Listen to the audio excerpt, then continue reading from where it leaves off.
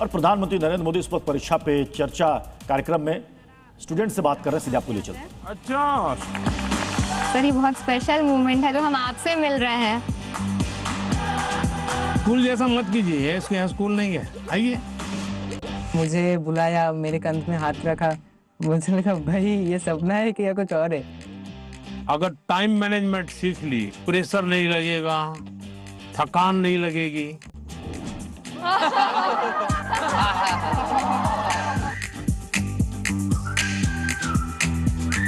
अच्छा भाई, मैं आपसे कुछ सवाल पूछना चाहता हूँ। आपने मुझे बहुत सवाल पूछे।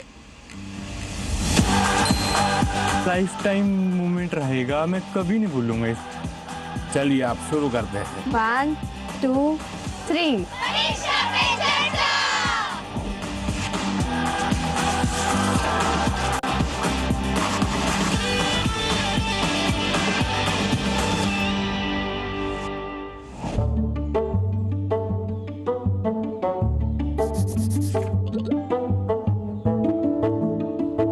चलिए आप शुरू करते हैं, बताइए। मैं सानवी आचार्य, आप ही के स्टेट यानी गुजरात से हूँ। मेरा पहला सवाल ये है कि पेरेंट्स भी हमारी चिंता करते हैं, टीचर्स भी हमें सपोर्ट करते हैं, लेकिन मेन इश्यू तब आ जाता है कि टीचर्स हमें पढ़ाई का एक अलग पैटर्न सजेस्ट करते हैं, पेरेंट्स एक अलग तरह से बोलते हैं कि ये पैटर्न से पढ़ो, और स्टूडेंट्स में तो अलग ट्रेंड ही चल रहा होता है। तो उस समय हम कंफ्यूज हो जाते हैं कि कौन सा पैटर्न सही है। देखिए, ये जीवन भर ऐसा रहता है। मैं प्रधानमंत्री बन गया ना, तो भी कोई बताता है ऐसे करो, कोई कहता है ऐसे करो। आप घर में खाने पर देखना, खाने पर बैठे होंगे सब भाई बहन, हर एक की खाने की पैटर्न अलग होगी। कोई सब्जी से शुरू करेगा, यस सर। कोई दाल से शुरू करेगा, यस सर। कोई रोटी सब्जी दाल सब इकट्ठा करके डालेगा। हर एक की पैटर्न अलग अलग है कि नहीं? Yes sir. आपकी अपनी क्या उनकी कॉपी करते हैं आप? No sir. आप अपनी पैटर्न से खाते तब मजा आता है ना। Yes sir. जैसे कुछ लोग होते हैं कि वो उनको लगता है मैं रात को ठीक से मैं पढ़ पाता हूँ, कुछ लोगों को लगता है सुबह 4 बजे उठ करके पढ़ूंगा। हर एक अपनी पैटर्न होती है। Yes sir. लेकिन कुछ लोगों की बेईमानी होती है। रात को मम्मी को कहता है नहीं, कल से मैंने सुबह पढ़ना शुरू किया। सुबह मम्मी उठाने आती है तो कहते नहीं मुझे तो ये टालते रहते हैं। Yes sir. हैं? पहली बात है, आप अपनी जो पैटर्न है उस पर पूरा भरोसा करो, लेकिन जो पैटर्न के लिए सुझाव देते हैं उसको ध्यान से सुनो, समझने की कोशिश करो, और उसमें आपको लगता है यार मेरी पैटर्न तो है, लेकिन ये चीज मैं अगर जोड़ दूं तो अच्छा होगा। लेकिन किसी के कहने पर मत जोड़ो, अपने अनुभव से जोड़ो। अब जैसे परीक्षा पे चर्चा मैंने जब शुरू किया तब एक पैटर्न था, अब धीरे धीरे मैं उसमें इम्प्रूव करता जा रहा हूँ, यस सर। बदलता जा रहा हूँ। इस बार मैंने अलग अलग राज्यों में भी किया, तो मैंने भी अपनी पैटर्न बदली, लेकिन मूल पैटर्न को छोड़ा नहीं। Yes sir.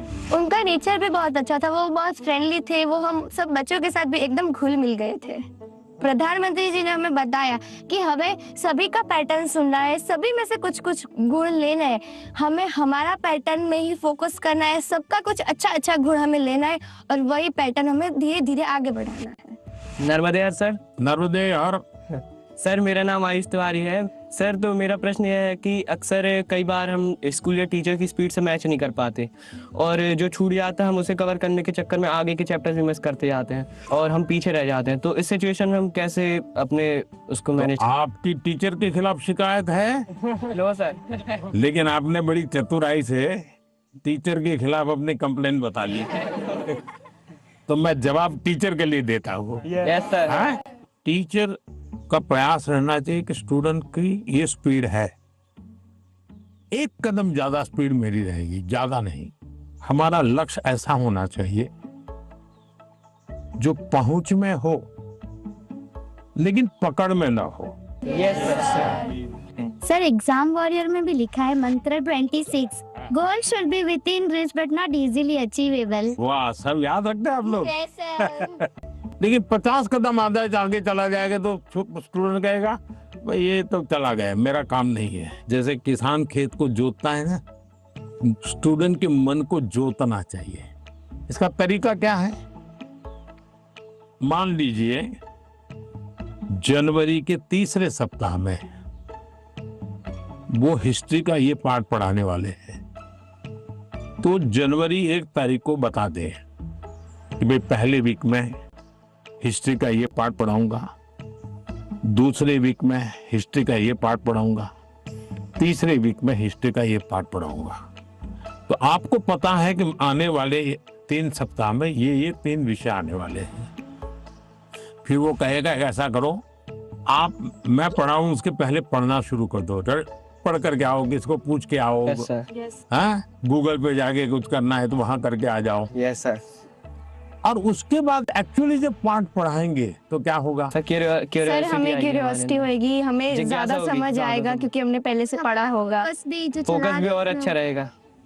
मानसी, सर अगर कोई चैप्टर हमें बहुत ज्यादा इंटरेस्टिंग लगता है तो हमें उसको और समझने की और जानने की इच्छा होगी, जिससे हमें और अच्छे से रिवाइज हो जाएगा वो चैप्टर। बताइए, सिंपल सा काम है ना। Yes sir.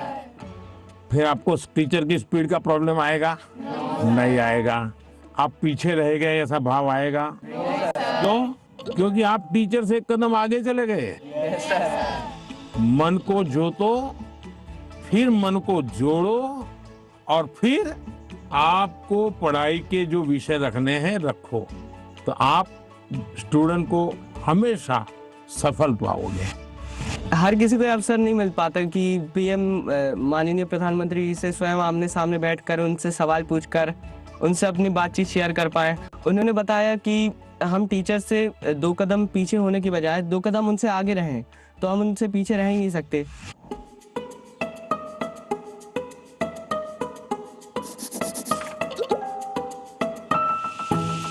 नमस्ते हाँ, सर। नमस्ते। मैं श्रेया प्रधान हूँ सिक्किम से। सर सो एक सेल्फ कंपोज सॉन्ग है, सो ये 3 लैंग्वेजेस में लिखा हुआ है, अरे वाह, हिंदी, नेपाली और बंगाली में।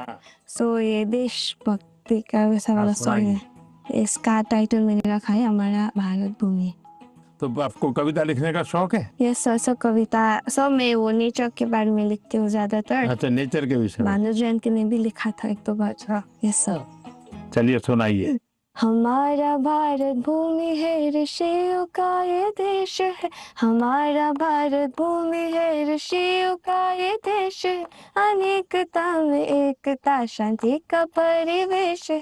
अनेकता में एकता, शांति का परिवेश है। देवी देवता को प्रिय वासियों, मानवता मौला एक उठानियो। शाबाश, बहुत सुंदर, बहुत सुंदर। देश की एकता की बात बताई, ये भारत श्रेष्ठ भारत। मानसी, तुम्हें तो आता होगा मेरा कुछ गाना? Yes sir. कौन सा गाओगी, गाना बताओ। सुनाना चाहती हूँ। हाँ सुनाओ। सर ये गाना मेरी मदर ने लिखा है और ये गाना जो है ये स्टूडेंट्स को डेडिकेटेड है। अच्छा सुनाओ। बढ़ता चल तू बढ़ता चल, करता चल कुछ करता चल। सारी दुनिया तेरे पीछे मुश्किलों से लड़ता चल। सारी दुनिया तेरे पीछे मुश्किलों से लड़ता चल। बढ़ता चल तू आगे बढ़ता चल। वाह, शानदार।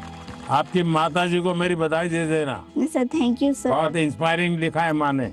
सर मेरा यूट्यूब चैनल और फेसबुक पेज और इंस्टाग्राम भी है। अच्छा, यस सर। मेरे फेसबुक पेज में फॉलोअर्स हैं 1.5 लाख। 1.5 लाख। बहुत ज्यादा मजा आया और मेरे लिए ये बहुत ज्यादा बड़ी और गर्व की बात है कि मैं उनसे मिली। आइए सब लोग बैठ जाइए।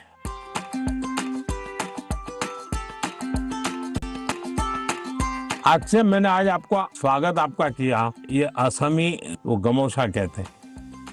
ये सबसे बड़ी चीज है, ये मेरी सबसे प्रिय चीज है। उसकी रचना बहुत अच्छी लगती है। दूसरा है ये असम का और खास करके नॉर्थ ईस्ट की विमेन एम्पावरमेंट का सिंबल है। ये घर में बनाते हैं और सचमुच में वहाँ की मातृशक्ति, नारी शक्ति कैसे काम करती है, तो एक प्रकार से मन को बड़ा आदर होता है, सम्मान होता है। तो मेरा मन कर गया था इन बच्चों को मैं आज असम का गमोसा दूंगा। Thank you sir.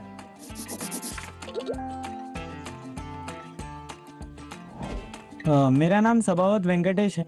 हाँ वेंकटेश गारू, बताइए। तो सर अभी मुझे है ना टेक्नोलॉजी और रोबोटिक्स में बहुत इंटरेस्ट है। तो आजकल कई बार आपने भी बोला था कि स्किल ज़्यादा ज़रूरी है, और बाहर भी लोग बोलते हैं मार्क्स ज़्यादा ज़रूरी है, स्किल ज़रूरी है, मार्क्स ज़्यादा ज़रूरी है। ऐसा ही सोच सोच के हमारे अंदर एक डर बैठ जाता है। तो आप बताइए कि स्किल ज़्यादा ज़रूरी है या फिर मार्क्स ज़्यादा ज़रूरी है? ये जो मन में रहता है ना कि इसका महत्व है कि उसका महत्व है, खाने का महत्व है कि सोने का महत्व है, पढ़ने का महत्व है कि खेलने का महत्व है, उसका एक कॉमन जवाब होता है, हर चीज में संतुलन होना चाहिए, बैलेंस होना चाहिए। एक तरफ झुकोगे तो गिरोगे कि नहीं गिरोगे? Yes sir. और सही बैलेंस करके रहोगे तो गिरोगे क्या कभी? तो ये सिंपल सी बात है। अब दूसरी बात है, स्किल में भी दो प्रकार के स्किल है। एक है लाइफ स्किल, दूसरा है प्रोफेशनल स्किल। उसमें भी कोई मुझे पूछेगा कि साहब लाइफ स्किल में ध्यान देना चाहिए प्रोफेशनल, मैं कहूंगा दोनों में देना चाहिए। अब मुझे बताइए, बिना अध्ययन किए, बिना ऑब्जर्वेशन किए, बिना ज्ञान प्राप्त किए कोई भी स्किल आ सकता है क्या? No sir. तो स्किल की शुरुआत तो ज्ञान से ही होती है। Yes sir. तो उसका महत्व कम नहीं है।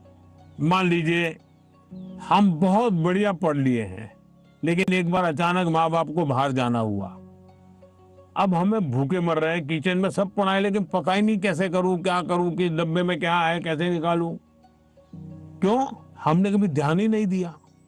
जो इसलिए लाइफ स्किल जीवन की रोजमर्रा की जिंदगी है, इसमें हमारी लाइफ स्किल अच्छे से अच्छी कैसे हो। मेरा सुबह उठने का समय क्या है, सोने का समय क्या है, मैं व्यायाम करता हूं तो मेरी उम्र के हिसाब से मैं व्यायाम करता हूं, मुझे नया व्यायाम में सीखता हूं कि नहीं सीखता हूं। मैं किसी को मिलने जाता हूं तो मुझे बातचीत करना कॉन्फिडेंस से आता है कि नहीं आता है।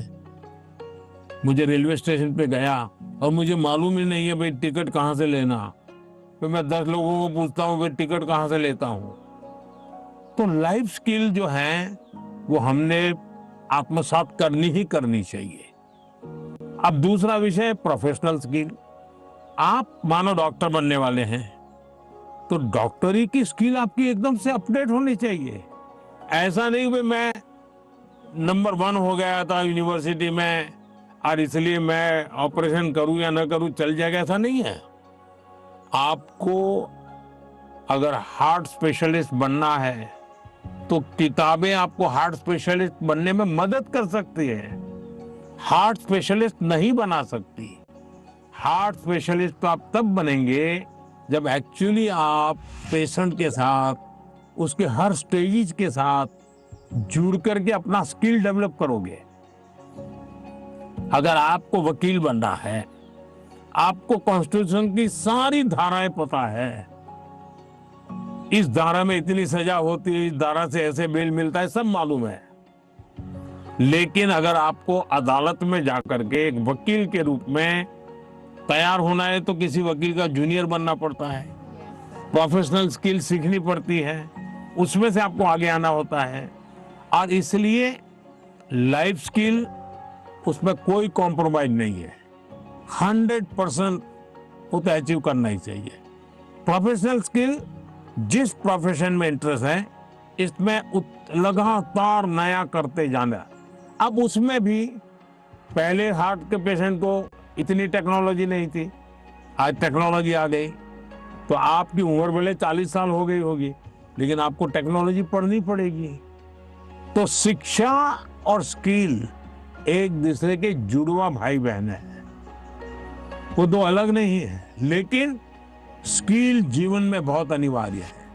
मैं एक बहुत गरीब फैमिली से बिलोंग करता हूँ। फैमिली भी प्राउड फील कर रही है कि मेरा बेटा गया है। वो एक्साइटमेंट बढ़ गई थी उनसे बात करने के लिए, तो हमें ऐसा चांस मिला कि हम बात कर सकते हैं उनसे। जैन सर। सर मेरा नाम ममता के शाम है। मैं सैनिक स्कूल इम्फाल मणिपुर से आई हूँ। सर आप बचपन से मेरी एक बहुत बड़ी इंस्पिरेशन रही है और मेरा जन्मदिन भी आपके साथ ही आता है। अच्छा, मुझे अभी एक नेता ने फोन किया था मेरे जन्मदिन पर, है 17 सितंबर को।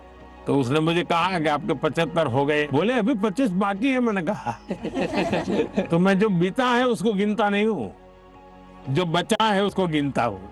और इसलिए जीवन में मैं आपको भी कहता हूँ, बीता है उसकी गिनती में समय बर्बाद मत कीजिए, जो बचा है उसको जीने के लिए सोचिए। अच्छा बताइए। सर मेरा आपसे ये प्रश्न है कि सर हम बोर्ड्स एग्जाम या फिर कोई स्कूल के एग्जाम की प्रिपरेशन करते समय पिछले कुछ सालों के क्वेश्चंस देखते हैं और हम ये अपने आप तय कर लेते हैं कि कौन सा टॉपिक ज्यादा सही रहेगा, कौन सा जरूरी है। और कुछ हम सोचते हैं कि मार्क्स कम है एग्जामिनर का, यहाँ पे फोकस नहीं होगा तो हम छोड़ देते हैं। क्या ऐसा करना सही है? कभी कभी आपने देखा होगा अखबार में हेडलाइन आ जाती है कि इस बार पेपर बहुत भारी था, बच्चों को बहुत तकलीफ हुई। ये क्यों होता है? सिलेबस के बाहर का होता है क्या? No sir. लेकिन आपको भारी क्यों लगता है? क्योंकि आपने वो 10 साल की पैटर्न के जो 3, 4, 5 साल एक एक विषय के सवाल है उसी पर ध्यान केंद्रित किया। पहले आता था श्योर सजेशंस, फिर आने लगा इम्पोर्टेंट क्वेश्चंस, फिर आने लगा 10 साल के पेपर आप कर लीजिए, वही पैटर्न चलेगा। ये बीमारी जब मैं पढ़ता था तब भी थी, और ये बीमारी फैलाने का काम कुछ टीचर भी करते हैं। टीचरों को क्या लगता है कि मेरे स्कूल का नंबर अच्छा हो, मेरे क्लास का नंबर अच्छा हो, इसलिए वो क्या करते हैं, जिससे नंबर मिले वही पढ़ाते हैं। अच्छे टीचर आपने देखा होगा सर्वांगीण विकास के लिए पूरा सिलेबस पढ़वाते हैं, पूरे सिलेबस पर मेहनत करवाते हैं, उस सिलेबस का आपकी जिंदगी में क्या उपयोग है वो समझाते हैं। अब आप देखिए कोई खिलाड़ी है, अगर मान लीजिए उसको बॉलिंग करनी है तो क्या वो अपने कंधे के मसल से मजबूत करता रहेगा तो अच्छा बॉलर बनेगा क्या? सर उसको और क्या क्या करना पड़ेगा? एक्सरसाइज करनी पड़ेगी, योगा करना पड़ेगा, एक्सरसाइज करनी पड़ेगी, पूरे शरीर को मजबूत करना पड़ेगा, उसको मन को भी मजबूत करना पड़ेगा। Yes sir. उसको अपना खाने की पद्धति को भी उसके अनुकूल बनाना पड़ेगा। Yes sir. उसको नींद भी उस प्रकार से लेनी पड़ेगी। करता क्या है? बॉल फेंकता है, लेकिन पूरे शरीर को तैयार करता है कि नहीं करता है? Yes sir. शरीर का एक अंग भी वीक रह गया, बॉलिंग अच्छी करता है, कंधा बहुत अच्छा है, स्पीड सब अच्छी है, लेकिन पैर ठीक नहीं काम कर रहा है तो बॉलिंग कर पाएगा क्या? No sir. जैसे एक प्लेयर को अपने गोल को पाने के लिए खेल में मास्टरी पानी है तो भी उसको संपूर्ण शरीर की चिंता करनी पड़ती है, वैसे ही हम जिंदगी परीक्षा के लिए नहीं है, हमारे जीवन को बनाने के लिए शिक्षा एक माध्यम है। और हम शिक्षा सही करते हैं, गलत करते हैं तो बार बार हम अपने एग्जाम करते हैं। तो ये जो एग्जाम है वो हमें अपने आप को एग्जामिन करने के लिए एग्जाम है। अल्टीमेट गोल एग्जाम के नंबर नहीं हो सकता है। अल्टीमेट गोल संपूर्ण जीवन के विकास का होना चाहिए। और इसलिए ये जो पैटर्न हम 10 क्वेश्चन कर लें, ये कर लें, हमने अपने आप को सीमित नहीं करना चाहिए। इसका मतलब ये नहीं कि ये भी नहीं करना, ये भी करना चाहिए, लेकिन उसको अगर 10% देते हैं तो 90% और करना चाहिए। तो मेरा तो सभी विद्यार्थियों से आग्रह है कि आप जिंदगी सबसे ज्यादा उत्तम बने, जीवन अपना श्रेष्ठ बने, अपना पूरा जीवन शानदार रहे, उसके लिए जीवन को तैयार करना है। और शिक्षा एक माध्यम है, उस माध्यम के रूप में उसको करना चाहिए। ठीक है? सर मैं आपसे ये क्वेश्चन पूछना चाहती हूँ कि जिस सब्जेक्ट में मुझे ज़्यादा मेहनत करने की ज़रूरत है उसका फोकस ना करके प्री बोर्ड में कैसे बेहतर परफॉर्म करने के लिए उसका भी प्रेशर होता है, हम कैसे अपनी पढ़ाई में संतुलन बनाए? ये सबके लिए चिंता का विषय है। पहले क्वार्टर में कुछ विषयों में अच्छा करते हैं, दूसरे क्वार्टर में कुछ विषयों में अच्छा करते हैं, और फिर हमको लगता है कि अब क्या करूं, मैं ये करूं कि वो करूं। हमें भीतर के विद्यार्थी को हमेशा चैतन्य युक्त रखना चाहिए। शिक्षा ये मजबूरी नहीं होनी चाहिए, शिक्षा ये बोझ नहीं होना चाहिए। हमारा टोटल इन्वॉल्वमेंट चाहिए, टोटल इन्वॉल्वमेंट। अगर टोटल इन्वॉल्वमेंट नहीं है तो फिर आधी अधूरी शिक्षा वो जीवन को कहीं सफल नहीं बनाने देती। ये जो बीमारी आ गई है, मार्क्स मार्क्स मार्क्स, मुझे बता दीजिए, जो पिछले साल बोर्ड में 1 से 10 नंबर जो लाए हैं, आपको किसी को नाम याद है क्या? बहुत मुश्किल से याद होगा जी। इतना ही नहीं, आप 1 महीने के बाद पूछोगे कि भाई ये अखबार में इनकी फोटो छपी थी, इनके नाम आए थे, वाहवाही हुई थी, फिर भी हम उतना उनको भी याद नहीं रखते। उस स्कूल के बच्चों को भी पता होगा कि उनके स्कूल में इतना नंबर आए थे। इसका मतलब इन सब चीजों का कितना महत्व है। बस कुछ समय के लिए याद, कुछ समय के लिए होता यस सर, यस, उससे ज्यादा तो होता नहीं है। और इसलिए हम अपने मन को नंबर, मार्क्स, उससे जोड़ने के बजाय मेरे जीवन कहां पहुंचा, और उसके लिए लगातार अपने आप को कसते रहना चाहिए, कसौटी करते रहे, खुद की, क्लासरूम में नहीं, एग्जामिनेशन रूम में नहीं, खुद को कसते रहना चाहिए। मेरा आपसे ये प्रश्न है कि जैसे हम पढ़ाई करते हैं उस समय पे हमें इधर उधर के बहुत सारे ख्याल आते हैं तो हम फोकस नहीं कर पाते, तो उस समय पे अपने आप को शांत कैसे रखें? ये कि हम पढ़ तो लेते हैं लेकिन बहुत जल्दी भूल जाते हैं।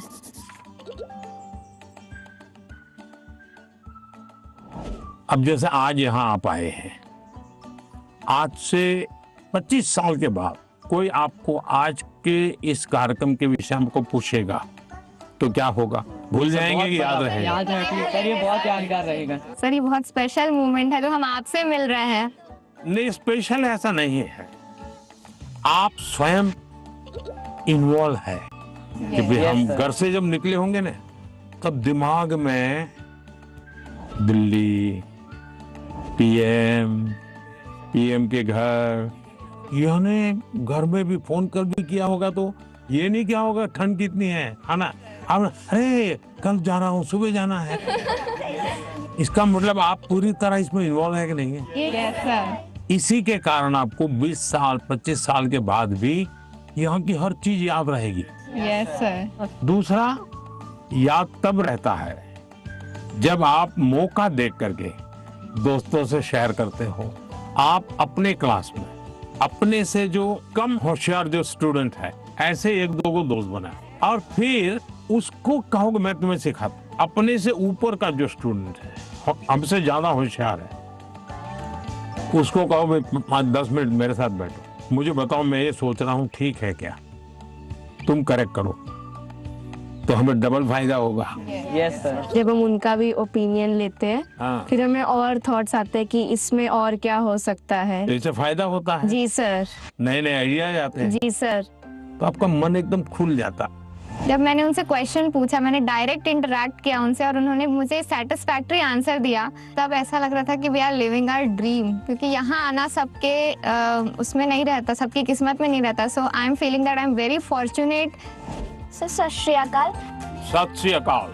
मेरा नाम एकम कौर है, मैं पंजाब से आई और मेरा आपसे ये प्रश्न है कि जो 12वीं कक्षा के स्टूडेंट्स होते हैं वो अपने बोर्ड्स के एग्जाम के साथ जो कंपटीशन एग्जाम्स होते हैं उसकी भी तैयारी करते हैं, क्या ये सही है? क्योंकि उन दोनों एग्जाम्स के जो एग्जामिनेशन पैटर्न होता है वो बहुत अलग होता है और वो एग्जाम्स आते भी सेम टाइम पे हैं। ये चिंता आपकी सही है। एक ही समय में दो मान लीजिए क्रिकेट का खेल खेल रहा है, उसी समय उसको फुटबॉल का भी मैच में जाना है तो उसको लगता है कि मैं क्रिकेट के लिए मेहनत करूं कि फुटबॉल के लिए। Yes sir. मेरा आग्रह रहेगा तो आपको पहली प्रायोरिटी 12th को देनी पड़ेगी। लेकिन अगर हमने एक विद्यार्थी के रूप में जो मेरे उम्र से मेरे क्लास से जुड़े हुए सिलेबस को आत्मसात किया है तो कॉम्पिटिटिव एग्जाम उसके लिए अलग मेहनत नहीं करनी पड़ेगी। Yes sir. ये बाय प्रोडक्ट होगा। कुछ माँ बाप को क्या रहता है, इस उम्र से पहले ये हो जाना चाहिए। Yes sir. तो मैं माँ बाप से कहूंगा उनकी क्षमता, योग्यता, रुचि के अनुसार कि बच्चों को खिलने दो।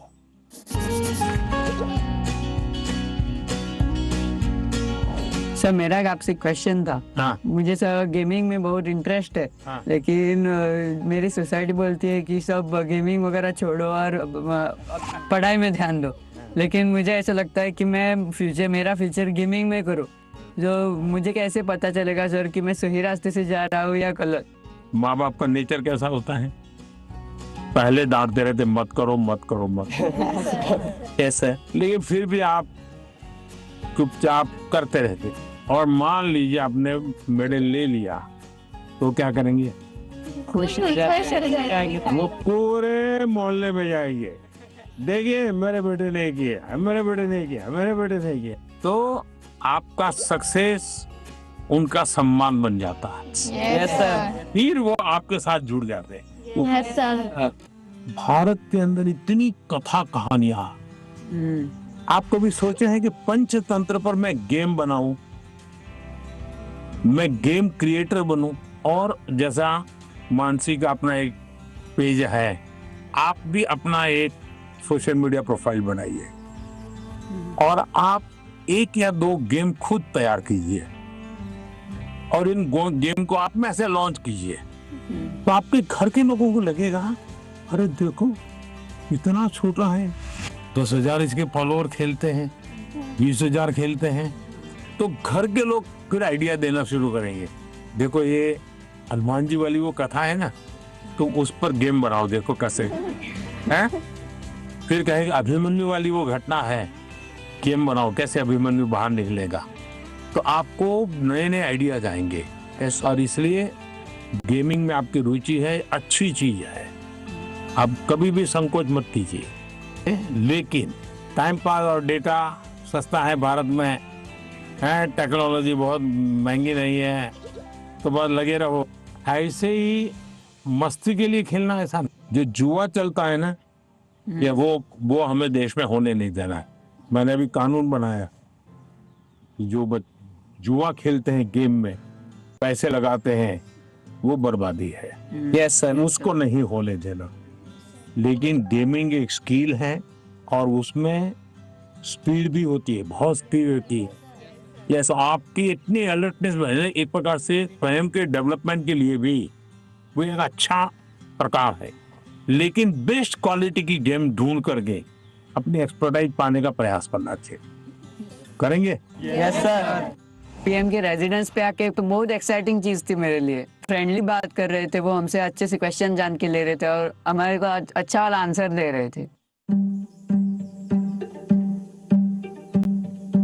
नमस्ते सर। नमस्ते। सर हमें ना पहले एग्जाम से स्ट्रेस होता था, बहुत चिंता होती थी, और ये बुक पढ़ के हमने हमारी चिंता को भगा दिया है। इसी के लिए हमने सबने कोट लिखे हैं। I used to be scared of exam, but now it is my friend मैत्री in गुजराती। मतलब पहले जो था ना, हमें बाकी को देखने में डर लगता था कि भाई वो कैसे पढ़ रहा है, वो कैसे पढ़ रहा है। लेकिन एग्जाम वॉरियर पढ़ने के बाद याद आया कि मेरा टेक्निक जो है वो सबसे डिफरेंट है और मेरा टेक्निक मुझ में काम करेगा। Sir I used to be scared of discipline but not, I don't have any fear. Sir मैंने लिखा है I use to be scared of time management but it is my friend now. Sir मैं बचपन से, मतलब मुझे हमेशा घर वाले, स्कूल वाले, दोस्त, मतलब मैंने हमेशा टाइम मैनेजमेंट में ही स्ट्रगल किया है। मुझे हर कोई बोलता है हर काम जल्दी कर, तो टैलेंटेड है, तुझे आइडियाज आते हैं, बट तो टाइम पे नहीं करती है, वही तेरा सबसे बड़ा प्रॉब्लम है। तो सब मैंने एग्जाम वगैरह से सीखा है। मैं रोज सुबह जल्दी उठूंगी। मैं एक सिंपल और रास्ता बताता हूँ। रात को आप जब सो जाए ना, उसके पहले डायरी में लिखो कि कल मुझे जो बिल्कुल करने ही करने ऐसे कौन से काम, और दूसरा फिर आज जो लिखा है तो दूसरे दिन टैली करो, हुआ कि नहीं हुआ, और टिक मार करो। कल मैंने लिखा था कि मैं आज 5 काम करूँ, लेकिन 3 ही किया तो टिक मार करो 2 रह गए। फिर सोचो 2 कौन रह गए। मैंने दोस्तों के साथ फोन पे ज्यादा बात कर ली। एक टीवी सीरियल था तो मैं 30 मिनट उसमें लगा दिया। तो आपको खुद को लगेगा हाँ ये मैं समय बचा सकता। कभी कभी क्या होता है हमें पता ही नहीं होता है कि हम समय कैसे बर्बाद करते। जीवन में अगर टाइम मैनेजमेंट सीख ली और समय का प्रोडक्टिव यूज सीख लिया तो आप देखिए आप कभी भी प्रेशर नहीं लगेगा, थकान नहीं लगेगी।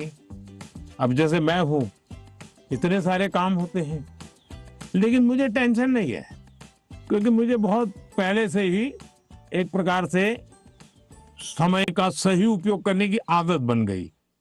I used to think the Max is the ghost, but now I am the ghost. मेरे बचपन पे मैक्स को देखकर इतना डरा कि वो जैसे भूत, पर अब मैं इतना नज़दीक गया हूँ कि अब मैक्स को छोड़कर नहीं रह पाता। अच्छा, इतना बड़ा चेंज आया।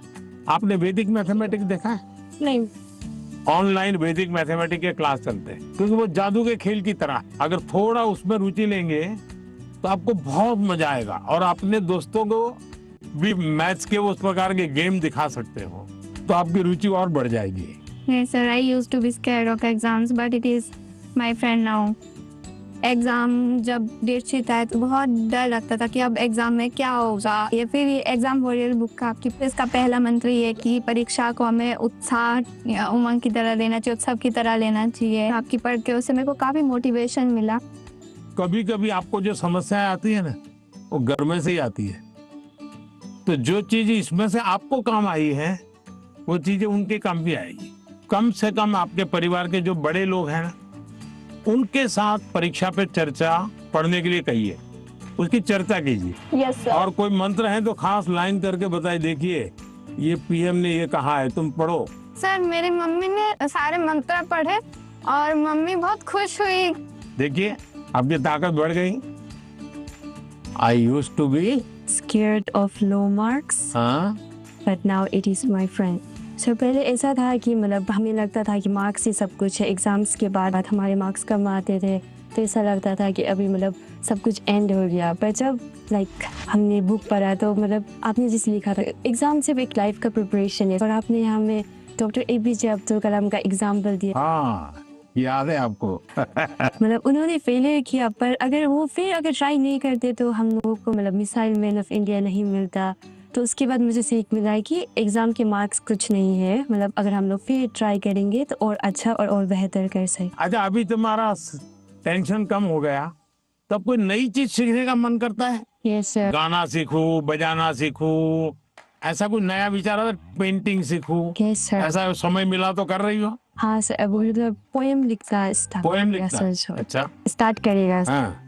I used to be scared of presentations, but now it's one of my जैसे आपकी तरफ है देखा है कि आप कितना जैसे वो कॉन्फिडेंस है और ये बुक भी मैं पढ़ता है। अभी मैं कॉन्फिडेंस में है और ये परसिस्टेंस की जब मैं फेल करूँगा तो मैं क्विट नहीं करूँगा, मैं फिर से तैयार करूँगा। तो मैं अभी जैसे आगे में ये प्रेजेंटेशन कर सकता है। तो अभी हिम्मत आ गया। इसलिए सब मान लीजिए फुटपाथ पर गरीब महिलाएं सामान बेच रही और इतने में कोई झगड़ा हो गया तो वो गरीब महिला जिसने कभी टीवी को जवाब नहीं दिया, आपने देखा होगा वो कितना बढ़िया इंटरव्यू देती है।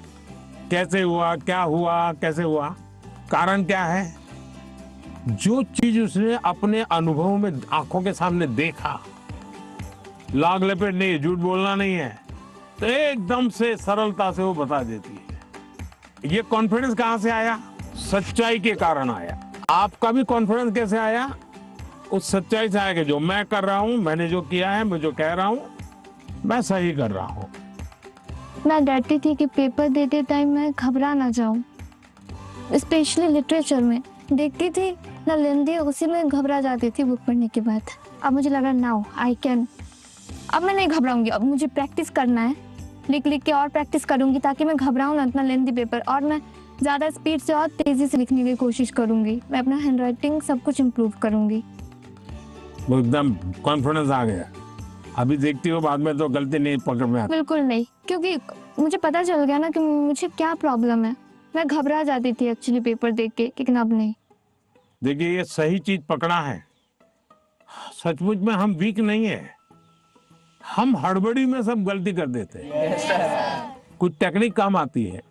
मान लीजिए ऐसा पेपर है ना, चुपचाप 30 सेकंड ऐसे ही बैठिए और एकदम गहरी सांस लीजिए। सांस ऐसे लीजिए एकदम सीना फूल जाए, इतना जितना भर सकते हैं भरिए, और फिर धीरे से उसके सांस को निकालिए। आपका मन एकदम से अलग हो जाएगा। फिर उसकी ओर देखिए तो आपको नई चीज हाथ लग जाएगी, सही चीज हाथ लग जाएगी। नहीं आता है इसलिए गलती होना अलग बात है, लेकिन आता है और गलती होगा ऐसा कभी नहीं होगा। नमस्कार सर, जय गुरु नमस्कार। शंकर। मेरा नाम मृदुमलय बर्मन है। तो सर मेरा क्वेश्चन ये है कि छोटे घर, शोर और कामकाज के बीच मतलब पढ़ना अक्सर थोड़ा मुश्किल हो जाता है, और अगर माता पिता हमारे सपनों को उतना सपोर्ट नहीं करते, उतना गंभीरता से नहीं लेते, तो अब हम क्या कर सकते? देखिए, मैं बताता हूँ। मैंने एक वीडियो देखा था सोशल मीडिया पे जो मेरे मन को छू गया था। एक पिताजी बैलगाड़ी में अपना जो रोजी रोटी कमाने के लिए कुछ सामान लेकर के जा रहे थे, और उनका बच्चा उस बैलगाड़ी में सामान भरा पड़ा था, ऊपर कहीं सामान के ऊपर बैठा हुआ था, लेकिन क्या कर रहा था, वो अपनी किताब पढ़ रहा, यानी वो कंफर्ट की चिंता नहीं कर रहा। कुछ लोग होते हैं कि भाई नींद नहीं आती। क्यों नहीं आती? कमरा ऐसा है, अगर उसको 5 स्टार होटल में रखोगे ना तो भी नींद नहीं आएगी। है? तो ये जो सोच है कि सुविधा होगी तो क्षमता आएगी, ऐसा नहीं है। हमारे देश में बोर्ड की एग्जाम में जो नंबर लाते हो बच्चे कौन है? छोटे छोटे गांव के हैं। पहले क्या होता था, बड़े परिवार के, बड़ी स्कूल के बच्चे ही। अब ऐसा नहीं है, छोटे छोटे परिवार के। अब वहां तो कोई कंफर्ट नहीं है। देखिए, अभी मैं ब्लाइंड क्रिकेट टीम से बच्चियों को मिला और वो जीत करके आई। जब मैंने उनको सुना तो अपने आंख में आंसू आ जाए, ऐसी बातें थी।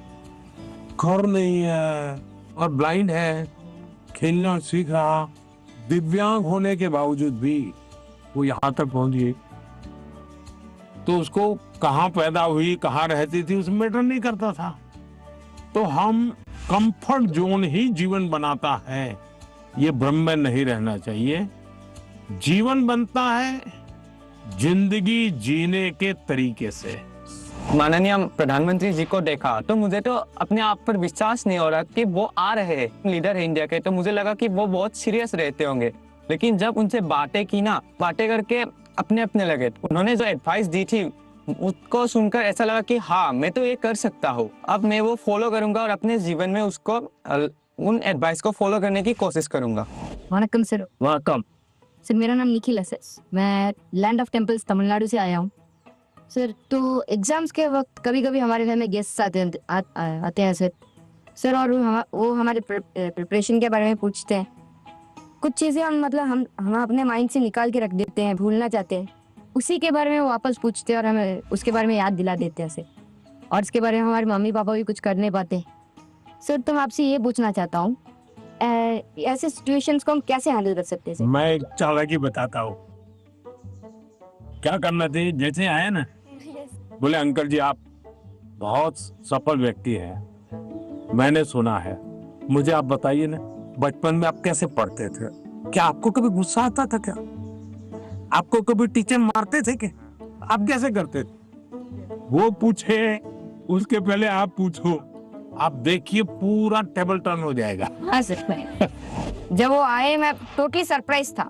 जिन्हें अभी तक टीवी में देखा है उन्हें रियल लाइफ में सीधा देखने को मिल रहा है, और उन्होंने बहुत क्रिएटिव आंसर दिया। मैंने एक्सपेक्ट नहीं किया था। उन्होंने बोला कि सीधा टेबल पलट देने के लिए हमें उनसे जाके पूछना चाहिए कि आपने कैसे किया लाइफ में, आपने इस स्टेज में इस पड़ाव को आपने कैसे पार किया। जूली सर, मेरा नाम पद्मा है, मैं लद्दाख से हूँ। तो मेरा ये प्रश्न है कि हमारे उम्र के बच्चे को बड़े सपने देखने चाहिए और उन्हें पूरा करने की शुरुआत कहाँ से करना चाहिए सर? सपने न देखना वो तो क्राइम है। सपने देखने ही चाहिए, लेकिन सपनों को गुनगुनाते रहना ये कभी काम नहीं आता है। और इसलिए जीवन में कर्म को प्रधान देना चाहिए। मैं जहां हूं वहां मुझे सफल होना है, तभी मैं आगे जाऊंगा। मैं देखता रहूं और मुझे अगर पेड़ पे चढ़ना ही है तो आम देखता रहूं तो आम नहीं पकड़ता। अब जैसे मान लीजिए हमारा मन कर गया कि मुझे एस्ट्रोनॉट होना है और मुझे चंद्रमा पे जाना है, तो फिर मुझे पढ़ना चाहिए कि भाई पहले एस्ट्रोनॉट कौन हुए, उनकी बायोग्राफी क्या थी, ये स्पेस होता क्या है। धीरे धीरे उसमें रुचि हमारी बढ़ानी चाहिए। फिर टीवी पे कोई कार्यक्रम है तो उसको खाद देखना चाहिए, तो आपको खाद पानी मिलता रहेगा, है आपको फर्टिलाइजर जिसको कहे मिलता रहेगा, तो वो विचार आपका पनपेगा। औरों को बताने से फायदा नहीं होगा। कभी कभी हम बता देंगे भाई मजाक उड़ाएंगे, ये तो एस्ट्रोनॉट बनने वाला है। तो हमारे मन के सपने पब्लिक नहीं करने चाहिए, लेकिन लिख करके रखने चाहिए। मैं बहुत नर्वस थी क्योंकि मेरा ये लाइफ का पहला एक्सपीरियंस था परीक्षा पे चर्चा पर। बट जैसे प्राइम मिनिस्टर मेरे सामने आते ही मेरा पूरा नर्वसनेस एक्साइटमेंट में बदल गया था। Sir, I have a question कि हम जो बड़े सपने देखते हैं उन्हें हमें पूरा करने के लिए रोजाना कौन सी एक छोटी सी हैबिट या कौन सी एक आदत अपनानी चाहिए जिससे हम अपने सपने के नजदीक पहुंचते जाएं? एक तो मुझे लगता है कि हमने बायोग्राफी पढ़नी चाहिए, बड़े जो भी सब है उसके विषय में। कभी कभी क्या होता है हमारे सामने वो बड़े बने वो ही पता चलता है, लेकिन वो भी तो कभी छोटे थे। आज पीएम आपको मिला होगा, वो पीएम कभी तो छोटा होगा ना। तो हम जब बायोग्राफी पढ़ते हैं तो लगता है नहीं भाई ये बड़ा तो था, लेकिन पहले तो यहाँ था। फिर उसमें तो आप को रिलेट करोगे, हाँ मैं भी ऐसा ही हूँ, ये तो मैं भी करता हूँ, वो ही करते हैं ऐसा नहीं है। फिर आपका विश्वास बढ़ेगा, हाँ यहाँ से शुरू कर सकते हैं। ये पहला कदम है, उन्होंने ऐसा किया था, ये दूसरा कदम है, उसने ऐसा किया था, ये तीसरा कदम है। तो आप अपने आप अपना रास्ता मजबूती से आगे बढ़ा सकते हैं। उनकी एडवाइस सुन के मुझे ऐसा लगा कि जो मेरा आइडियल है मैं उसके देखूं और उसके मतलब पूरी जानकारी निकालूं और देखूं कि वो किस बैकग्राउंड से बिलोंग करते थे, उनके सामने क्या परेशानियां थी, उन्होंने क्या क्या फेस किया। तो उनको जान के मैं क्या एक छोटा सा स्टेप ले सकती हूँ और उस पर काम कर सकती हूँ, और वो जब पहला वाला स्टेप कंप्लीट हो जाए तब हम दूसरे स्टेप पे जा सकते हैं। सर, मुझे आपको एक कविता सुनानी है। कविता सुनानी है? सुनाओ। हम सबके अरमान है आप, भारत के अभिमान है आप, भारतवर्ष के केवट है आप, मानवता के सेवक है आप। मैं बड़ी दूर से आई हूँ, कुछ प्रश्नों को अपने साथ दिलाई हूँ, परीक्षा पे चर्चा की सौगात उठाए हैं, फिर हम सबने ये मौका पाए हैं। आप ममता की परछाई है, वंचितों के हमराही है, देश को आगे रखते हैं, भारत माँ की जय कहते हैं। तो लो मैं भी ये कहती हूँ, मन की बात रखती हूँ, आप साधना पुरुष और योगी हो, भारत के सपनों के मोदी हो। यह कहकर मैंने वाणी को विराम दिया, वाह वाह से वाह, आपको प्रणाम किया। बढ़िया कविता बनाती हो। जब वो मेरे से मिले, जब मैं पोएम सुना रही थी और जब वो मेरे से बात कर रहे थे और जैसे जैसे पास आ रहे थे ऐसे लग रहा था अब मेरे को चक्कर आएंगे और अब मैं यही गिर जाऊंगी। ये अच्छा हुआ आप लोगों ने सब अपनी अपनी बातें लिखी। धन्यवाद सर। आइए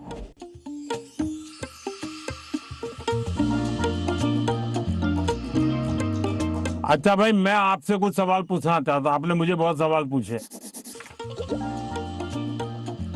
ये जो हिंदुस्तान में जो मैं विकसित भारत की बात करता हूँ, कौन सी साल बताता हूँ मैं विकसित भारत के लिए? 2047। Yes sir. क्यों बताता हूँ? कि ये 100 साल की एक सेंचुरी का गोल है। आजादी को 100 साल हो, जब भारत की आजादी के 100 साल होंगे तब आपकी एज कितनी होगी? 39 49 49 ये 39, 40, 35, 45 ये जो एज होगी वो कितनी महत्वपूर्ण उम्र होगी आपकी, कितनी सारी चीजें आपके सामने तैयार होगी। तो ये सब मेहनत किसके लिए कर रहा हूँ? हमारे लिए। अब हम सबने करनी चाहिए कि नहीं करनी चाहिए? Yes, sir. अब देखिए, महात्मा गांधी जी ने 1915 में वो वापस आए अफ्रीका से और आजादी का आंदोलन चलाया। तो 15 से 47 तक आजादी आजादी लगे रहे कि नहीं लगे रहे? Yes, sir. आजादी आई कि नहीं आई? Yes sir. भगत सिंह जी फांसी के तख्त पर चढ़ गए, यस सर। छोटी आयु में चढ़ गए, लेकिन आजादी का सपना बो करके गए कि नहीं गए? Yes sir. हर दिलों में हर नौजवान को आजादी के लिए जीने के लिए सिखाया कि नहीं सिखाया? Yes sir. अगर आजादी के 25 साल पहले, आजादी के 30 साल पहले जो सपना देखा गया, उन सपनों के लिए जो उन्होंने कष्ट सहन किए, त्याग किया, बलिदान किया, आजादी मिली कि ना मिली? Yes, sir. अगर इतनी बड़ी आजादी मिल सकती है तो क्या हम सबके प्रयत्न से विकसित भारत बन सकता है कि नहीं बन सकता है? Yes sir. आपको विश्वास है? Yes sir. और इसलिए कभी भी भूलना नहीं चाहिए। ये सपना हमेशा आपको भी घर में जाके लिखना चाहिए। विकसित भारत के लिए मुझे ये करना है। अब कौन सी ऐसी 5 चीजें हैं जिसको मैं करूं विकसित भारत के लिए? सर अपने अंदर स्किल्स डेवलप करेंगे। सर हम खुद पर विश्वास कर कर आगे बढ़ेंगे। खुद पर विश्वास करेंगे। स्वदेशी चीजों का ज्यादा उपयोग करेंगे।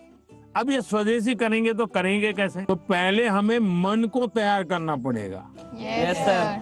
स्वदेशी चीज तो बात की बात है। Yes sir. हम जो गुलामी की मानसिकता में जीते हैं, स्कूल में कोई दोस्त विदेशी जैकेट पहन के आया और कहेगा ये तो फलाने देश का है, तो हमारा ध्यान कैसा रहता है? अच्छा अच्छा, होता है कि नहीं होता है? Yes sir. सर एक काम आप लोग करेंगे? Yes sir. सुबह ब्रश करने से लेकर के दूसरे दिन सुबह ब्रश करने तक हम जिन जिन चीजों का उपयोग करते हैं उसका लिस्ट बनाइए। आपको पता भी नहीं होगा, कंघी भी विदेशी होगी, आपको पता ही नहीं होगा। जूते भी विदेशी होंगे, आपको पता नहीं होगा। एक बार आपको लिख करके देखना चाहिए, चलो भाई इस महीने में ये 10 चीजें पुरानी हो जाएगी, अब नई इंडियन लाएंगे। अगले महीने ये 10 पूरी हो जाएगी, इंडियन लाएंगे। तो 1 साल के भीतर भीतर सब विदेशी चीजें निकल जाएगी, इंडियन चीजें घर में आ जाएगी। तो हमें तय करना चाहिए, जैसा भी होगा मेरे शरीर पर, मेरे परिवार में, मेरे जीवन में, मेरी कोशिश होगी कि मैं पहले देखूंगा कोई बताओ पहले इंडियन है कि नहीं है, तो करेंगे। Yes sir. अगर हम ही हमारे देश की चीजों का गौरव नहीं करेंगे तो दुनिया करेगी क्या? अब जैसे हम लोग लेट हो जाते हैं तो क्या बोलते हैं? हम बोलते हैं ये तो इंडियन टाइम है, बोलते हैं कि नहीं बोलते हैं? Yes sir. मतलब हम लेट हुए, कार्यक्रम हमने देर से शुरू किया और गाली किसको दी? इंडिया को। दूसरा है कर्तव्य का पालन। पहले अपना जीने के तरीका बदलो। अब पहले शुरुआत करो स्वच्छता से। हम गंदगी नहीं करेंगे। हम दुनिया में कहीं देश का चित्र देखते हो साफ सुथरा दिखता है। Yes sir. ये साफ सुथरा क्यों है? सफाई करने वाले कारण साफ सुथरा है कि लोगों ने गंदगी नहीं की इसलिए साफ सुथरा है? लोगों ने गंदगी नहीं की। तो हमें अगर विकसित भारत बनाना है तो हम तय करें हम गंदगी नहीं करेंगे और हम स्वच्छता के विषय में परिवार में, बाहर, मोहल्ले में, सब जगह पे जरा भी कॉम्प्रोमाइज नहीं करेंगे।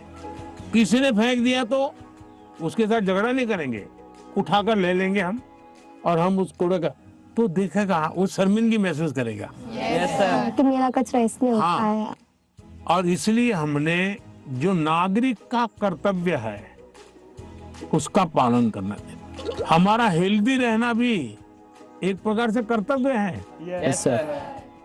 तो हमें अपने कर्तव्यों का पालन अगर इतना भी कर ले तो दुनिया की कोई ताकत भारत को विकसित भारत बनाने से रोक नहीं सकती है।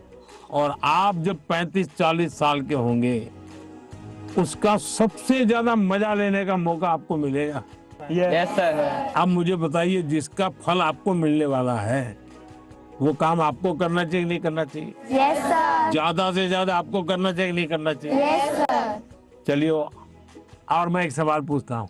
आप उस पीढ़ी में है, आपके पास इतना खुला आसमान है, इतना बड़ा कैनवास है, आपको ध्यान में आता है कि ऐसी कौन सी चीजें आज हम कर सकते हैं? आज का सारा जमाना है जैसे एआई का है, काफी चीजें एआई में होते हैं। देखिए, आप लोग भाग्यशाली हैं, आपको इतना टेक्नोलॉजी का अपॉर्चुनिटी मिला है जो मेरे जमाने में नहीं था। उसका सही उपयोग करना, ये विवेक बुद्धि हमको विकसित करनी होगी। एआई आपकी ताकत को बढ़ाने वाली होनी चाहिए। एआई का उपयोग कैसे करें? एक तो होता है कि मैं एआई को ये कहूं कि फलानी बायोग्राफी है, उसका मुझे मेन पॉइंट बता दो, तो एआई बता देगी 10 पॉइंट, और मुझे लगा मुझे बहुत ज्ञान हो गया, गाड़ी चल जाएगी, दोस्तों से के साथ भी गप्पे मारने तो बड़े कहागे थे। आपने एआई का उपयोग किया, लेकिन इससे आपका लाभ हुआ क्या? नहीं हुआ। लेकिन अगर मैं एआई को पूछूं कि मेरी ये उम्र है, मेरी इन विषयों में रुचि है, आप मुझे बताइए कि कौन सी 10 अच्छी बायोग्राफी है जो मैं पढूं, तो एआई आपको ढूंढ करके 10 बायोग्राफी दिखाएगा। फिर बाजार में जाइए और उसमें से किताब खरीदिए, तो एआई आपको काम आई। Yes sir. आपका डेवलपमेंट हुआ। Yes sir. आपको लाभ हुआ। Yes sir.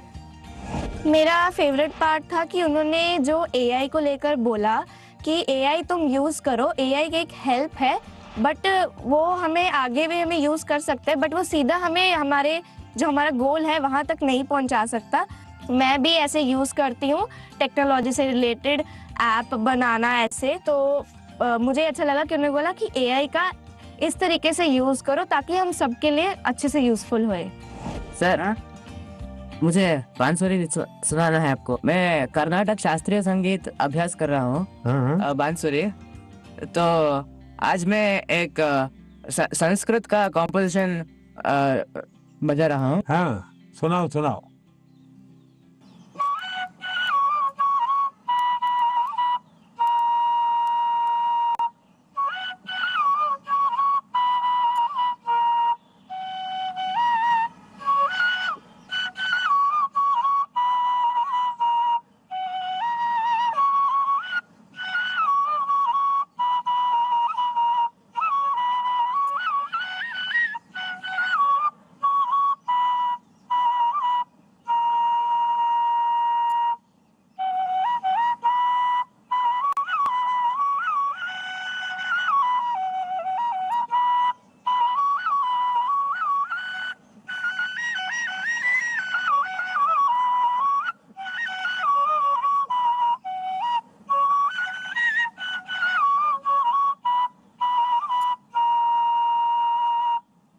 वाह, चलिए, बहुत बहुत धन्यवाद आप लोगों का। सर, मैंने ना एक आपका स्केच बनाया है। अच्छा। आप दिखा सकती हूँ प्लीज? कहाँ है? सर, ये मैंने आपके लिए बनाया है। क्या बनाया बेटा? सर, हैंडमेड बुके बनाया है। अच्छा। ये पहाड़ में ट्रेडिशनल उत्तराखंड का है। ये टोकरी है, जैसे बसंत पंचमी आती है तो इसमें हम सुबह उठते हैं और फूल तोड़ते हैं, फिर लोगों के घर घर पे डालते हैं। त्रिपुरा का famous Tripura Sundari. It was made by base coconut shell. So, and this is tea from वाह, चाय वाले को चाय। sorry, it's organic. Organic T. तो बहुत अच्छी कविता लिखती हो, लगातार लिखती रहो। Yes, sir. अच्छा, आसाम का गबोछा। हाँ, शाबाश। हाँ, चलिए, बहुत बहुत धन्यवाद सबका, बहुत शुभकामनाएं। Thank you sir.